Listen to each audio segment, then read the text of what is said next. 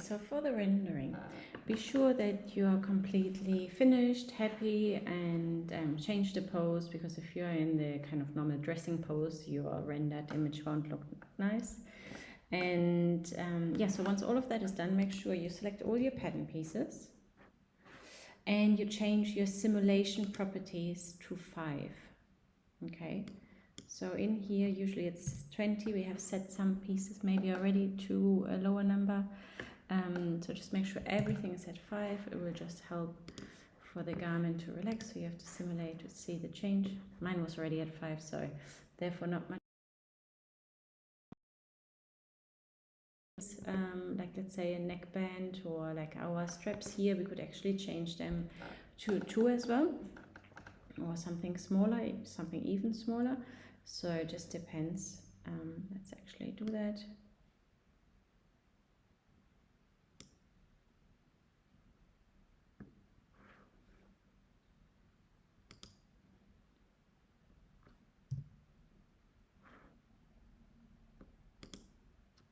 Okay, change that to 2. I'll just tell you that goes slower. You can tell it's already going slower for me, just with being at 5. But it's okay, because this you should only do once you're like, okay, completely finished, you're sure this is what you want to have.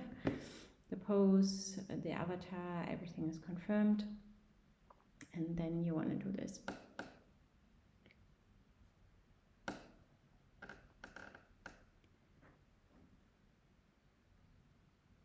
I'm just going to check also that my other side is at 2 as well for the ties of the hoodie. Yeah, automatically done. Okay, so simulation needs to be turned off for rendering. Okay, so in the top menu here you have render, and then select render. Then the render image comes up. This is the previous image I had. So when you press interactive render, if you didn't have something up, it might say click here to start interactive render. So you can click there or choose this button here on the top, and it will update basically to whatever you see on the screen at the moment in your 3D.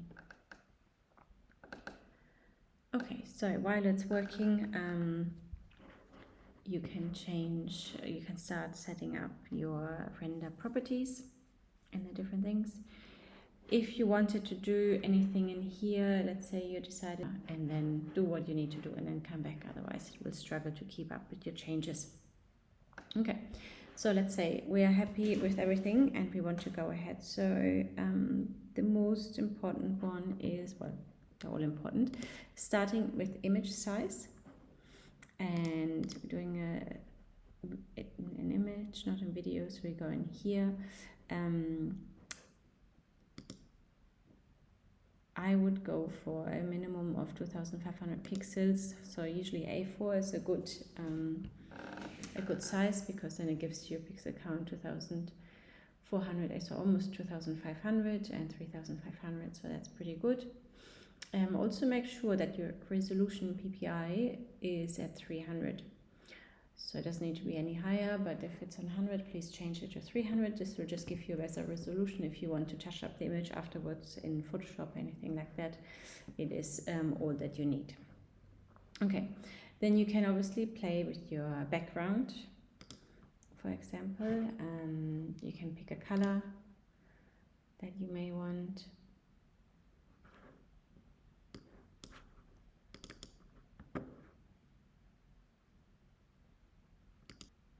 Okay, so make sure your interactive render is on, otherwise you won't see the changes. So you can choose a different color for your background, play around with this. It's not the color I want, I'm just gonna go for white. And then also here you can texture, so you can have a look and choose some effects basically. You can see here the preview, diagonal, so it just depends. So if you pretend this is a photo shoot in a studio and you have a backdrop, then having a vignette is not really here because it wouldn't look realistic, but you can pick any of the background effects you like. And that is it in the image for the most important ones. Then the camera, if you know your cameras, you can play with this and really adjust it further. But for this one, we're going to leave it, or you can adjust it and play with it if you like. And in lights, so this is a standard dome light, which is kind of a light from the top, or like the whole room, everything is kind of at the same brightness, let's say. It makes it slightly unrealistic. So you can choose different kind of lights from here. You can actually pick one of the pre-setups. There's usually a little box that pops up when you select it to get an idea of what it would look like. So this one is the Studio Low Contrast, for example. So you can pick whichever one you like, high contrast or the light 7 is also quite nice. So just play around and pick one. It always takes a little bit of time, which is a bit annoying, but not much we can do. The next one is you can also add in additional lamps if you want. So here on the side are the different lights. So you have the rectangle light, which you can position either above, on the side, wherever you like. The sphere, the directional light, the spotlight, you know, so all sorts. So for example, let me just add one in additional so you see how it works.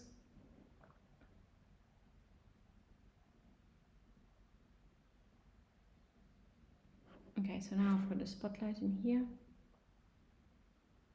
if I zoom out, I will see it. Also, this is what I meant, where I usually stop my render for a minute because it just takes a long time otherwise. Okay.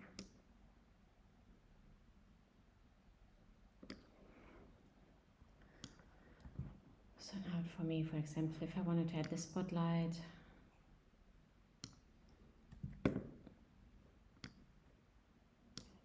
front of her, but a little bit further away, kind of shining onto her jacket, put on her face or wherever I want it really. So you can play with the spotlight in the room. It's the same for any other light. See, here's my next light that I can play with. It always shows you the dotted line is the direction it goes into, so I could put it behind her side, whatever I want. Okay, so you can play with the lights.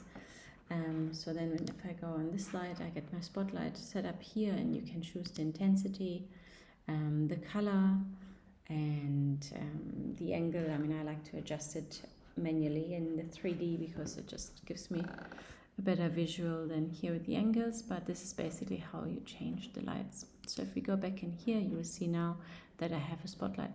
If I click on the spotlight again, you will see now in here I've got two spotlights, right? So one is sitting here on the ground, so I can either position it and keep it, or I could hide it if I had set it up, but I actually don't want it for this time, or I can just delete it again if I don't like it. Okay, so in your lights you will have whatever lights you have added. You can set up your you can choose one of the presets. You choose them and then you add the light, it will call it custom. Okay, just so you know, any adjustments you make now will then be called custom. And then going into the render settings, which are really important. So here, if you have a Mac, we really only can work on a CPU. So if you see other videos talking about the GPU, then that's not an option for the Mac. Okay. The noise threshold should always be at a minimum, so I bring it all the way down. The render time, that's how long it will take. I think between 15 and 20 minutes is pretty good, so you can set it up maybe at 20, and then it will either finish at the time or at the noise threshold, whatever comes first. Quality of light and quality of material should always be very high. And actually, one thing I forgot in the light is the shadow,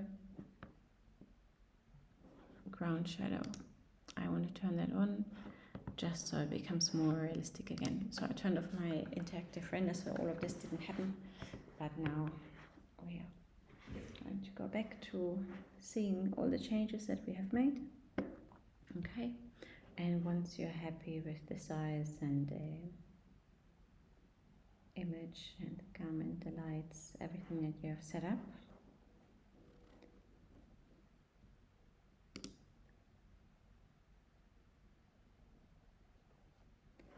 you can go into final render. Okay, I mean, it doesn't matter that this is still pixely because that's kind of trying to show you right now what you have. But once you go into the final render, actually I have to stop my interactive and render to go into my final render. So now I've got it available, I can go into this, it's updating the scene, and it will apply all the things that we have just added or adjusted and start rendering.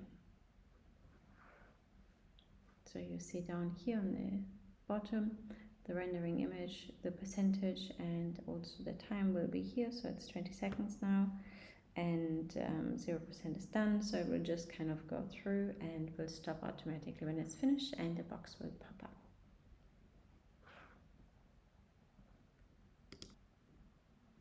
Okay, so this window will pop up once your rendering is finished. It says image video has been saved. So open the folder. So from here you can have a look, and I'll just show you a few that I have done. So this one is the exact same image, and this is the rendered, and this is the 3D. Here you can still see the fabric is a lot more realistic, but it is too dark. So this one I would redo. I don't accept this because it's just a little bit too dark. But the other ones I think are pretty good images. So if you have a look, because I had the light coming from one side, from the right side in this image, you see that this one is overexposed, and on this side it's a little bit too dark. So this is where you need to play around with the lights and the different positions, and I still really like this image because you can see the stitching quite nicely, how the fabric folds. It looks quite realistic. So this one here is too exposed.